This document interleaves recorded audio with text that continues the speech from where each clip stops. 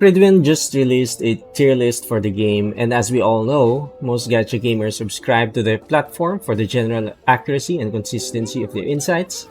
Now, this one has garnered controversy quickly, not because of its inaccuracy or inconsistency, but primarily for the implications it brings to the direction of the game. In general, tier lists have a direct impact on certain players whose enjoyment relies on how well perceived the power levels of their characters are. It inculcates this certain mindset where if they pull a weak character, they won't enjoy the game as much as being able to pull for a strong character. Tier lists also cause people who want to maximize their accounts to reroll for tier 0 units or until they are satisfied. Now, the most important thing to consider about the Chaos Zero Nightmare tier list is that it is purely based on the character's performances in the Dimensional Twilight. And as we all know, the Twilight Basin is one of the quote unquote endgame modes that are currently in the game. I think it resets every 2 weeks. And the huge problem with this game mode is that getting all 3 stars per stage requires you to complete it within 12 turns. And that, my friends, is what kills build diversity in this game. Because when you are forced to complete a stage within a certain number of turns, then it all boils down to a damage check. And at the end of the stage, it's your DPS that matters, whether you clear it with 3 stars or not, regardless of your tactics, your strategy, or the variety of your deck. In short, the ability to burst down stages as quickly as possible will become the absolute meta. And that entails trashing builds that are slow, defensive, and require a lot of setup. And so if your character is a part of those slow, defensive, long setup teams, then I'm afraid your character is trash. And all those assumptions and implications are being reflected in this tier list. Now, while I do not have all the characters in this tier list, so I'm not going to comment on characters that I do not currently possess in both of my accounts to be fair with the community and the tier list. So in tier 0, we have Hugo, the dog who outdishes the damage of almost every partner you pair him up with. His cards only cost 1 up to 2 AP, depending on the epiphany you choose, and this is on top of some of his cards being an upgrade, meaning you only use them once in the entire battle and they won't get reshuffled. This results in faster cycles and better AP management. I have him on my other account, as you can see, which I'd be ditching soon. Perhaps I'd be giving away this account to one of our subscribers or commenters. But anyway, I think tier 0 is justified for him. Though the only drawback for him when I'm using him is that he lacks AoE, and when you pair him with Tressa, you lack, you double lack AoE. So if you battle against multiple enemies, you are kinda fucked unless you have godlike epiphanies and a good build, and in that way you can hack your way through enemies one by one.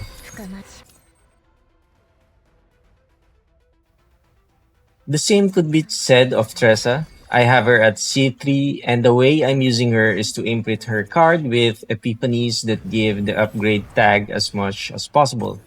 That way should be like Hugo, who helps the team by providing passive support through upgrades and by removing her cards from the deck. In my team, she supports my C3 Kairon. Yes, I have C3 Kairon by luck or unfortunate events. Well, anyway, and Tress has been amazing for me. Though I'm not sure why they put her in tier 0 along with Mika, Yugo, and Kali.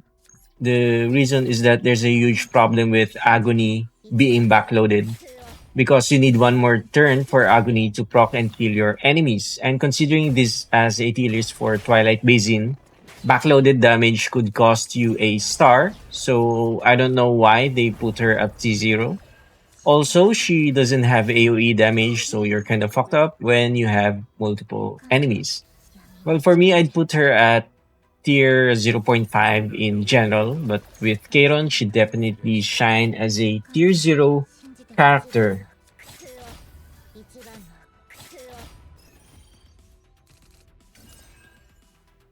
As for Calipe or Calip or whatever, I think it's definitely justified to be at tier 0. She's the only shielder who provides an immense amount of sustainability while also providing massive AoE damage through her passive and cards. I'm not sure why they think of her as AP hungry because her main mechanic revolves around her Celestial or Heaven cards, which is Vulture Ejection, and this can be activated by using any other two or more AP cost cards. So this is why in this video I paired her with Haru, who has tons of two cost cards. So her Vulture Ejection gets automatically activated whenever you use Haru's Anchor Shot or other two cost cards.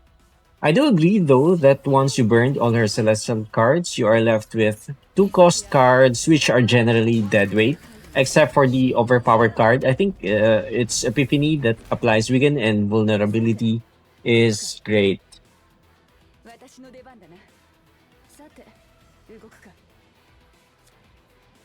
全員、戦列を整えろ。始末してやろう。始末してやろう。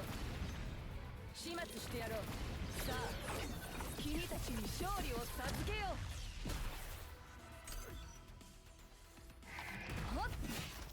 Now, Mika is an entirely different monster. She is so crazy that you'd want her in every team, and I'd even move all these characters a tier below her. That's how crazy good she is, especially if you manifest more egos of her. And at C6, which I have her on right now, she gets two waves at start. And take note that every three waves you get an AP, meaning in my case, I can use her deluge upgrade at the very start of the battle as it gives you one wave per turn, thus getting my AP back. And this is on top of her high and consistent healing cards as well. So definitely more than tier 0 if you ask me. She should be on a separate tier altogether. As for Haru, I think she's justified at T1. She can even be at tier 0.5 if built right. Her only cons listed are about her very expensive cards and kit, and her scaling mechanic that requires cycling the deck many times. If you watch my previous Haru video, I showed how we can work around those cons and turn her into an anchor shot spamming monster. So definitely hovering between tier 0.5 and T1. I don't think she's AP hungry at all, and if you have the right build and proper team, you could definitely cycle her cards way faster than normal teams, and you won't be hungry for AP. Next is Beryl. My question is, how can you have Beryl at tier 1? This girl literally has a pot of greed in your kit that you can awaken, so it gives you two more draws next turn and you can dupe it. So why the fuck is she considered tier 1? I I don't get it. And her retained playstyle allows your main DPS to use up all the AP and shine that turn, while also providing you damage cards next turn should you draw no attack cards, thus making your DPS more consistent. So for me, Barret should at least be on tier 0.5 or even tier 0 just because of her pot of greed sneakers. Now, Cash's deck manipulation is crazy. It's like having Darby in your team. He can place exhausted cards back into your draw pile, and he can pick a card straight out of your draw pile. He can provide you draw cards with the full house bonus. He can also give you a source of exhaust cards, which are important for, let's say, a Kron team like mine. So I think he's 0.5 at least, in my opinion.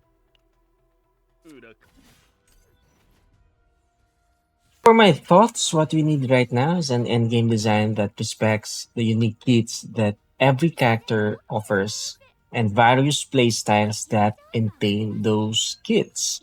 What we need is an endgame design that trashes on tier lists and the need for them instead. With the endgame content we have right now, I'm worried about the direction the game is heading, but it is also only fair that we'd be optimistic as the game is still in its early stages, meaning there would be more opportunities for beneficial changes for the community and the game itself. So I hope there would be more communication with the developers who will truly listen to what the players have to say. So as for my suggestions, one of my takes is that we have some sort of an endless dungeon where rewards are completely based on points accumulated. Like for example, the amount of shield, healing, discard damage in one turn, exhaust, and so on. That would earn you certain points, and that way your deck and playstyle wouldn't be limited to the DPS meta that is being established by the current design of the Twilight Basin. This will allow players to express their utmost creativity and shenanigans in designing a unique deck that genuinely suits their playstyle, instead of being forced to adapt a meta playstyle that doesn't suit them and get punished for deviating. So another mode is to have an endless dungeon that pushes your team to its limits, like a chaos run, but you can use a preset and it runs endlessly as long as your team is able to push deeper. Then we can have leaderboards, but the reward should not be exclusive to the top 1% so as to diversify meta and not funnel players into the decks of those at the top 1%. Well, of course, there would be still meta, but I believe it will be diversified even more through future content and updates. And I think that's it for my tier list review using my accounts. And it may be partial, but it's honest. I do not want to spout bullshit nonsense about characters I do not own and end up misleading the community. So, what do you think, guys? Any suggestions as to how we could resolve the endgame issue? Leave a comment below and don't forget to subscribe and like this video.